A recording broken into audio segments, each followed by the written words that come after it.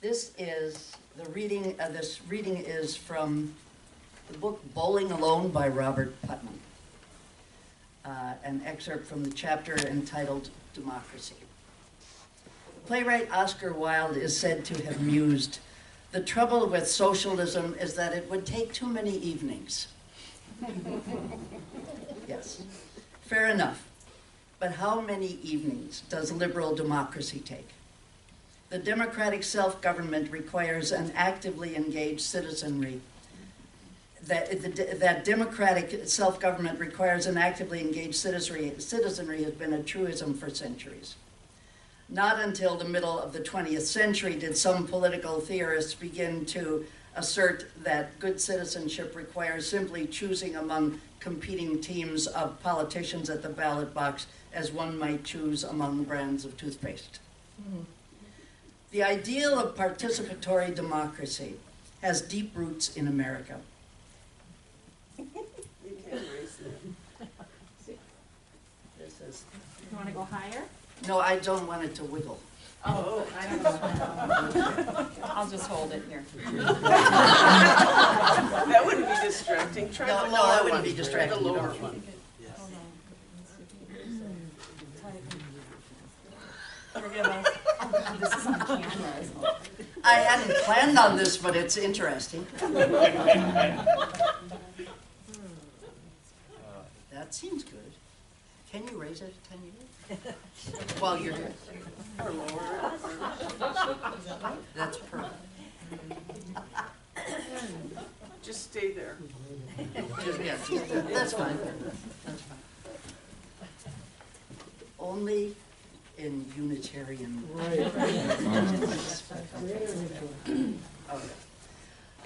Okay. The ideal of participatory democracy has deep roots in American political philosophy.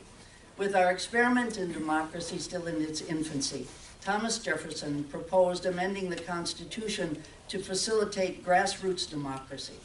In an 1816 letter, he suggested that, quote, counties be divided into wards of such size that every citizen can attend when called on and act in person, unquote. The ward government would have been charged with everything from running schools to caring for the poor to operating police and military forces to maintaining public roads.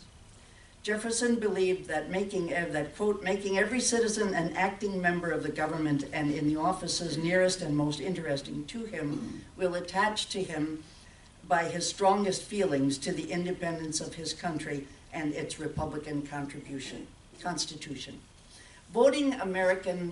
Visiting American shores a decade later, Alexis de Tocqueville struck a similar note, suggesting that even in the absence of Jeffersonian ward governments, Americans' local civic activity served as the handmaiden of their national democratic community. Quote, it is difficult to draw a man out of his own circle to interest him in the destiny of the state, Tocqueville observed, because he does not clearly understand what influence the destiny of the state can have upon his own lot.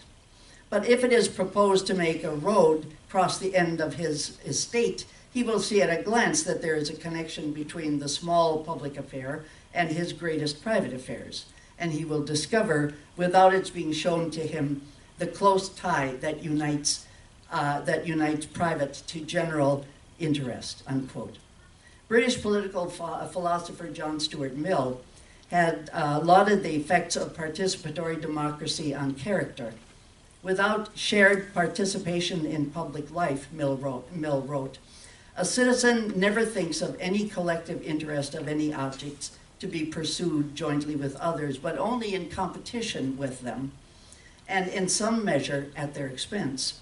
A neighbor not being an ally or an associate, since he has never engaged in any common undertaking for joint benefit, is therefore only a rival. The engaged citizen, by contrast, is called upon to weigh interests not his own, to be guided in case of conflicting claims by another rule than his private partialities. He is made to feel himself one of the public, and whatever is for their benefit to be for his benefit. The eminent progressive philosopher John Dewey grappled with a conundrum that remains timely today. how to reconcile modern, large-scale, technologically advanced society with the exigencies of democracy. Fraternity, liberty, and equality, isolated from community life, are hopeless abstractions. Democracy must begin at home, and its home is the neighborly community. It adds, only when, hold on one second. Only in local face-to-face associations, adds Dewey's biographer Robert Westbrook, could members of a public participate in dialogues with their fellows, and such dialogues were critical to the formation and organization of the public. Many of America's founding fathers, however, didn't think much of voluntary associations. They were famously opposed to political parties and local political committees, as well as to any other group whose members might combine to threaten political stability. James Madison called groups organized around particular interests or passions mischiefs of faction, whose presence must be tolerated in the name of liberty, but whose effects must be controlled. Madison's fear, which reverberates among today's critics of Washington lobbyists and special interest groups, was that elected representatives, swayed by these factions, would sacrifice the good of the whole for the pet projects of the few. In his comprehensive history of civic life in America, Michael Schudson concludes that the founders were far from sharing a pluralist vision, still attached as they were to the notions of consensus, property, virtue, and deference that came naturally to them. Voluntary associations and the social networks of civil society that we have been calling social capital contribute to democracy in two different ways. They have external effects on the larger polity, and they have internal effects on the participants themselves. Externally, voluntary associations, from churches and professional societies to Elks Clubs and reading groups, allow individuals to express their interests and demands on government, and to protect themselves from abuses of power by their political leaders. Political information flows through social networks, and in these networks, public life is discussed. As so often, Tocqueville saw this point clearly. Quote, "When some view is represented by an association, it must take clearer and more precise shape. It counts its supporters and involves them in its causes. Those supporters get to know one another, and numbers increase zeal. An association unites the energies of divergent minds and vigorously directs them toward a clearly indicated goal. When people associate in neighborhood groups, PTAs, political parties, or even national advocacy groups, their individual and otherwise quiet voices multiply and are amplified." Quote, "Without access to an association that is willing and able to speak up for our views and values," writes political philosopher Amy Gutman, "we have a very limited ability to be heard by many other people or to influence the political process, unless we happen to be rich or famous."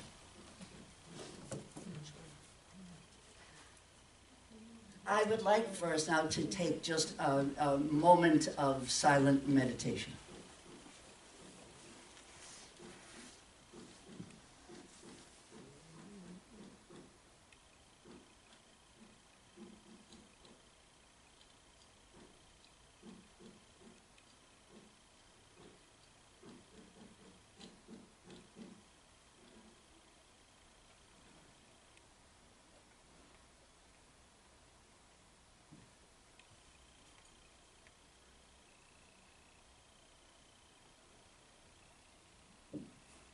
Okay. Tribes. About 20 years ago, I read an article called "Bowling Alone, America's Declining Social Capital" by Robert Putnam. You may have heard of it, or the book he has since written by the same title. I was intrigued by the central idea that increasingly we were becoming a nation of people who did things in isolation, bowling alone, instead of in groups as we had been more inclined to do. Indeed, as most human beings do, because we are social animals. It made me think of a quote from Benjamin Franklin, and this isn't exact because I couldn't find the original quote, but he says roughly, "The good men may do separately is small compared with what they may do collectively." Yes, That was I read the book 20 years ago, but the ideas have been weighing on my mind again lately with what appears to be so much social fragmentation and isolation. In a time of unprecedented political polarization, anxiety, and increasingly with concerns about the future of our nation and our planet. What causes us to feel estranged from each other? And what, conversely, brings us together into a supportive community? Well, in the midst of all these mental musings, this internal dialogue, I live alone, so I have a lot of conversations with myself. I came upon a television interview with Sebastian Junger of Perfect Storm fame, who wrote a book recently called Tribes. I immediately bought it. The idea for the book came about when Junger was embedded as a journalist with some American soldiers in a rocky, mountainous outpost in Afghanistan. In the interview, Junger talked about how close the men became, how they looked out for each other, how they bore the dangers and deprivations of the situation they were in because of their love for each other. They were brothers in arms. The bonding was intense. Then they came home. In the book, Junger says, quote, "Today's veterans often come home to find that although they're willing to die for their country, they're not sure how to live for it. It's hard to know how to live in a country that regularly tears itself apart along every possible ethnic and demographic category. The income gap between rich and poor continues to widen. Most people live in racially segregated communities. The elderly are mostly sequestered from public life, and rampage shootings, or mass shootings, happen so regularly that they only remain in the news cycle for a day or two. It's complete madness, and the veterans know this. In combat, soldiers all but ignore differences of race, religion, and politics within their platoon. It's no wonder many of them get depressed when they come home." He talks also about the fact that many veterans on coming home find that they miss the war. What they miss, Junger says, presumably isn't danger or loss, but the unity that these things often engender. A modern soldier returning from combat goes from the kind of close-knit group that human beings evolved for, back into a society where most people work outside the home, children are educated by strangers, families are isolated from wider communities, and personal gain almost completely eclipses the collective good, unquote. In discussing this idea with anthropologist Sharon Abramowitz, Junger reports that she said, "You'll have to be prepared to say that we are not a good society, that we are an anti-human society," unquote. Whatever the technological advances of modern society, and they're nearly miraculous, Junger says, the individualized lifestyles that those technologies spawn seem to be deeply brutalizing to the human spirit. The title of Junger's book, again, is Tribes, and he focuses in the early part on American Indian culture. He reports that in the early years, many of the white settlers, still called English at the time, found Indian culture very attractive, so much so that they often preferred it to their own. Benjamin Franklin, again, wrote to a friend in 1753 that, quote, "When an Indian child has been brought up among us, taught our language, and habituated to our customs, if he goes to see his relations, there is no persuading him to ever return," unquote. On the other hand, Franklin continued, "White captives who were liberated from the Indians were almost impossible to keep at home. Quote, though ransomed by their friends and treated with all imaginable tenderness to prevail with them to stay among the English, yet in a short time they become disgusted with our manner of life and take the first opportunity of escaping again into the woods," unquote. His observations were confirmed when a failed uprising led by Ottawa Chief Pontiac in 1763 resulted in the defeated Indians having to return hundreds of white settlers who had been captured from frontier communities and adopted into the tribes. Some were content with their new families and some were not, but collectively they were of enormous political concern to the colonial authorities. During the few weeks after the conclusion of the battle, around 200 captives were brought in, white people, more than half of them women and children. In addition to the many joyful reunions, there were also some wrenching scenes of grief and confusion. Young women married to Indian men now standing reluctantly before their former families, children screaming as they were pulled from their Indian kin. The Indians seemed universally anguished, to give up their family members. And when the army finally decamped for Fort Pitt, many trailed behind the column, hunting game for their loved ones and trying to delay the final goodbye as long as possible. One Mingo brave refused to leave the side of a young Virginia woman despite warnings that her former family would kill him on sight. The Indians were obliged to bind several of their prisoners, and some women who had been delivered up afterwards found means to escape and run back to the Indian towns. Quote, the reluctance of the captives to leave their adopted tribe raised awkward questions about the supposed superiority of Western society. Unquote. And what about people who voluntarily joined the Indians? Younger asks, what about men who walked off into the tree line and never came home? The frontier was full of men who joined Indian tribes, married Indian women, and lived their lives completely outside civilization. A French émigré named Hector de Crèvecoeur lamented in 1782 that, quote, thousands of Europeans are Indians, and we have no examples of even one of those aborigines having from choice become European. There must be in their social bond something singularly captivating and far superior to anything to be boasted of among us, unquote. The situation continued in spite of the fact that Virginia and other colonies imposed severe penalties on anyone who took up with the Indians. But the appeal of a culture that was essentially classless and egalitarian was great. Personal property was usually limited to whatever could be transported by horse or on foot, so gross inequalities of wealth were difficult to accumulate. Social status came through hunting and war, which all men had access to, and women had far more autonomy and sexual freedom and bore fewer children than women in white society. Quote, here I have no master, an anonymous colonial woman was quoted by the secretary of the French legation as saying about her life with the Indians. Quote, I am the equal of all the women in the tribe. I do what I please without anyone saying anything about it. I work only for myself. I shall marry if I wish, and be unmarried again when I wish. Is there a single woman as independent as I in your cities? Unquote. And now, more than 200 years later, the gulf between those two kinds of cultures is even greater. But why? We have so much. I won't even go into the catalog of necessities and luxuries most of us have. You know them well. We have things. We are fed, we are clothed, we are housed, we are entertained. But as Younger says, first agriculture and then industry changed two fundamental things about the human experience. The accumulation of personal property allowed people to make more individualistic choices about their lives, and those choices unavoidably diminished group efforts toward a common good.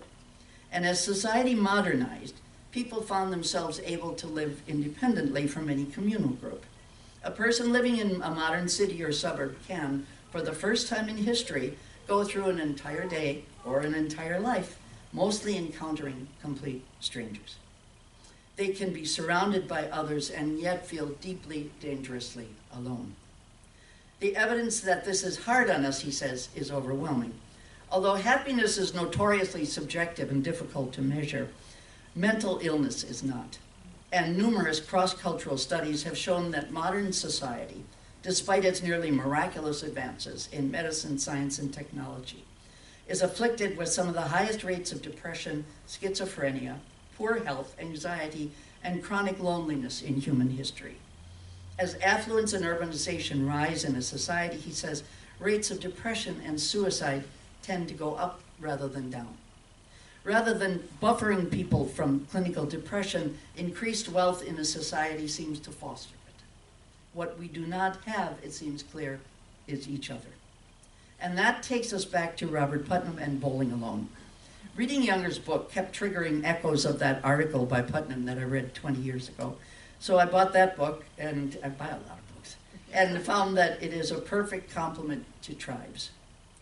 An important point here, Putnam's book, the Bowling Alone, was published in 2000, so much has changed since that time, in particular technology and social media, but I believe the book's central point is still valid. Tribes, by the way, was published just last year. For starters, Putnam says that from approximately the end of World War II to the mid-1960s, there was a nearly explosive growth in what he calls social capital, which he defines as connections among individuals, as reflected in membership in organizations. Social capital is basically the networks and the norms of reciprocal relationships and trustworthiness that arise from them. Physical capital refers, of course, to physical objects, and human capital to the properties of individuals, education, experience, physical capabilities, etc. But then in 1965 began a dramatic reversal of the trend with a steady loss of social capital, of being actively involved in a wide range of groups and activities, usually at least one and often several, hence we are now bowling alone, rather than in leagues with friends, family, and co-workers. In fact, in the back of Putnam's book, he has individual line graphs for 40 different national organizations showing their growth from the 1940s, all of them peaking in the 50s or 60s, and then losing membership until the present time, which is their low point. The organizations are everything from 4-H and B'nai B'rith to Elks and the JCs. There's a wonderful quotation early on in the book when Putnam identifies L.J. Hannafin, the state supervisor of rural schools in West Virginia in 1916, as the first person to use the term social capital in this sense. Hannafin said this, quote, "Social capital consists of those tangible substances that count for most in the daily lives of people, namely goodwill, fellowship, sympathy, and social intercourse among the individuals and families who make up a social unit. The individual is helpless socially if left to himself." And please, as you hear the next paragraph, think of our congregation. If he comes into contact with his neighbor and they with other neighbors, there will be an accumulation of social capital, which may immediately satisfy his social needs and which may bear a social potentiality sufficient to the substantial improvement of living conditions in the whole community. The community as a whole will benefit by the cooperation of all its parts, while the individual will find in his association the advantages of the help, the sympathy, and the fellowship of his neighbors. However, the term didn't come into widespread use until more recently, and especially with Putnam's groundbreaking work. I have to just read this, in the front of a book there are often, glowing remarks made about the book. This one is from The Economist, a highly respected magazine. Said that Putnam's book, Bowling Alone, is an ambitious book. Bowling Alone is a prodigious achievement. Mr. Putnam's scholarship is wide-ranging, his intelligence luminous, his tone modest, his prose unpretentious, and frequently funny. If anybody ever said that about anything I wrote, I could die. Yes, there is much depth to the work. It is vast and detailed. Yes.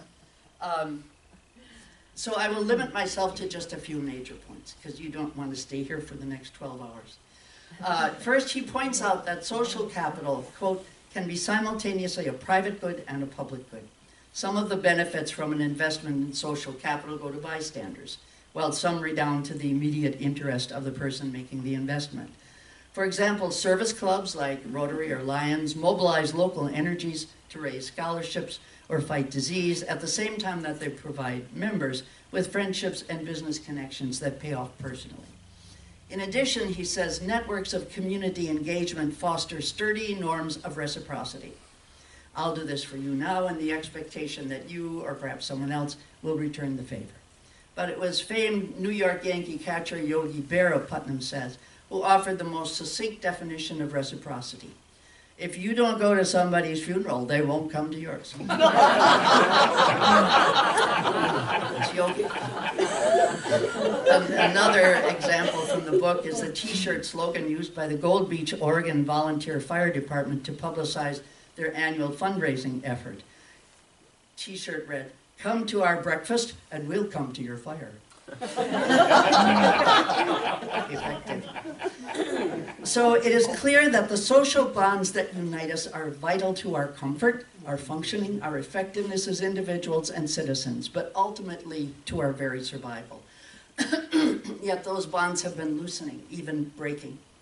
From Putnam, between 1973 and 94, the number of Americans who attended even one public meeting on town or school affairs in the previous year was cut by 40%. Over the same 2 decades, the ranks of those who had served as an officer or a committee member for a local club or organization, any local club or organization, were thinned by an identical 40%. Over these 20 years, the number of members of, quote, some group interested in better government, unquote, fell by 1/3.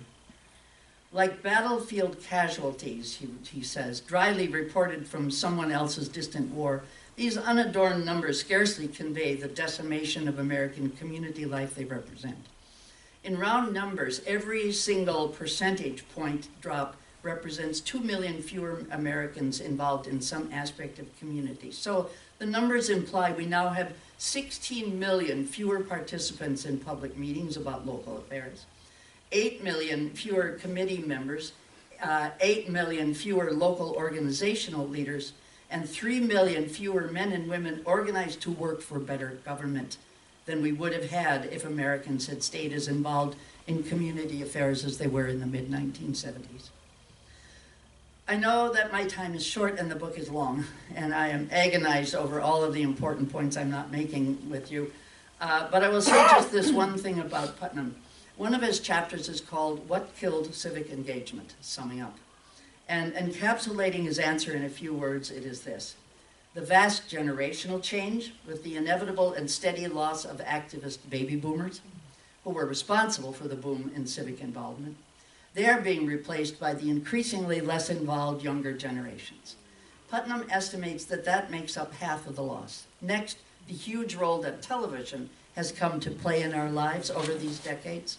And to that you must add, of course, the internet and social media, which both took a much larger role after Putnam's book was published in 2000. Then suburbanization, commuting, and urban sprawl, which often separated people's work and social life. And finally, pressures of time and money, including the special pressures of 2 career families.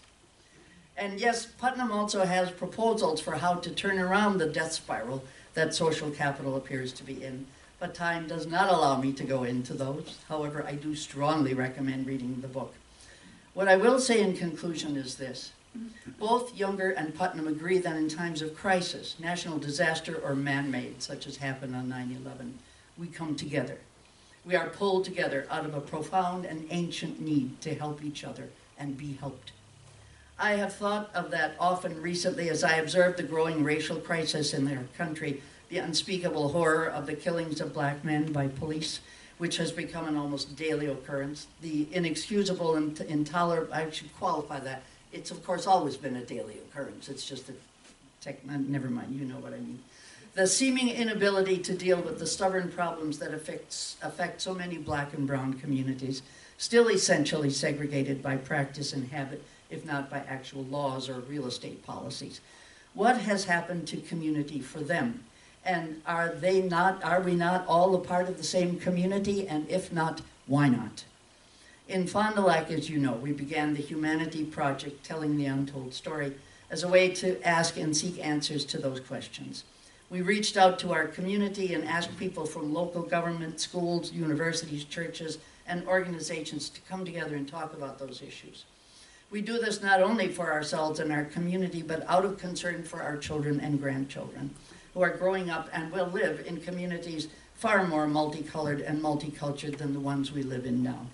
California now is majority minority, which shows you how awkward our way of describing ourselves by color has become. In California, Latinos now make up approximately 38% of the population, Asians and Pacific Islanders 19%, and blacks 6%, for a total of 63%, and the rest are white people. What our Humanity Project has done in our community is to come together regularly to view videos and hear speakers that fill in the gaps in our knowledge about our history that never made it into our history books, because they don't present the pretty picture that politicians and school boards want us to see, but that allow us to learn about the real history of people of color. It is sometimes difficult, but we also believe strongly that ignorance never serves us well. We also talk about current realities. Our conversations are deep, exploratory, mutual, and civil, and on occasion, pretty funny. We share stories of our lives and our own histories. We also eat, And while that may sound frivolous, it is actually a very important part of community. Breaking bread together, or tostadas, or among egg rolls, is a fundamental and ancient human ritual. Although we deal with some tough issues that have been kept hidden below the surface, we have found that this opportunity to come together regularly has broken down the artificial barriers between us, and we've had some extraordinary bonding taking place. We not long ago had our final meeting for the first year's Humanity Project group, and tears and hugs were widely in evidence. At the end of that meeting, we had a flower ceremony at which we gave everyone a big, beautiful, colorful flower, which we had gotten that morning from a wonderful Hmong farmer at our local farmer's market, and then took a group picture with everyone holding their flower. Community is essential. Community is life itself. American Indian poet and lesbian activist Paula Gunn Allen said, "Snowflakes, leaves, humans, plants, raindrops, stars, molecules, microscopic entities all come in communities. The singular cannot, in reality, exist." So how do we combat isolation and find the necessary energy and effective organization to become a healthy society again? Putnam says an interesting thing near the end of the book in a chapter called Toward an Agenda for Social Capitalists. And he says, quote, "Americans are right that our bonds of community have withered, and we are right to fear that this transformation has very real costs. The challenge for us, however, as it was for our predecessors moving from the Gilded Age into the Progressive era, is not to grieve over social change, but to guide it. Creating or recreating social capital is no simple task.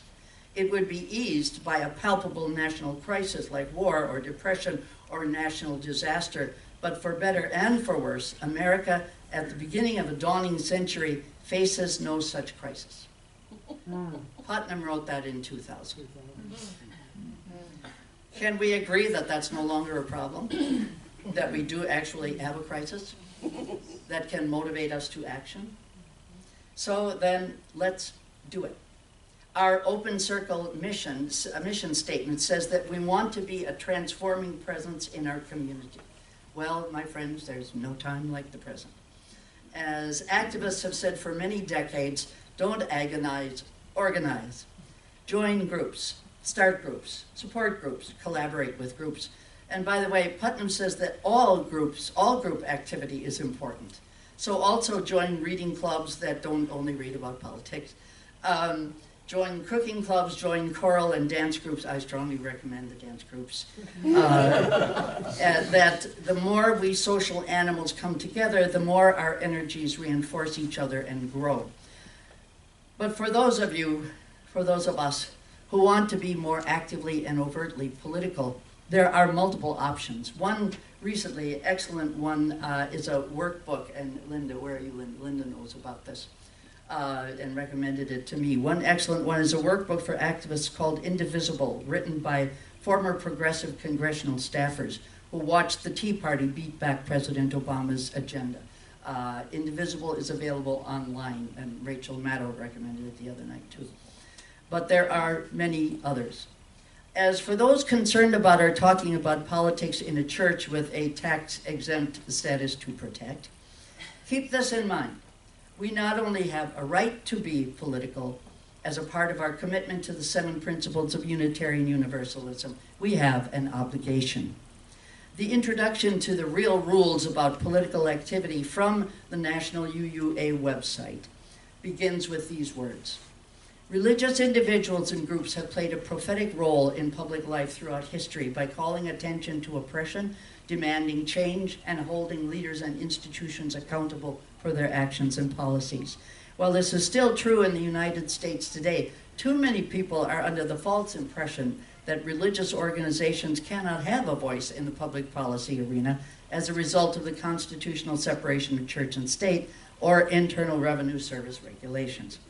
In reality, this is still from the website, there are many activities that any religious group can do without jeopardizing its nonprofit tax-exempt status. There are restrictions on certain kinds of political actions, but the range of what is acceptable is wide enough to exhaust the time and resources of any congregation without crossing any legal lines, unquote. The site also offers more specific advice for specific situations, but an essential principle is this. While we cannot support any specific party candidate for office on a partisan basis, we can work on behalf of any of the issues or concerns inherent in our 7 principles.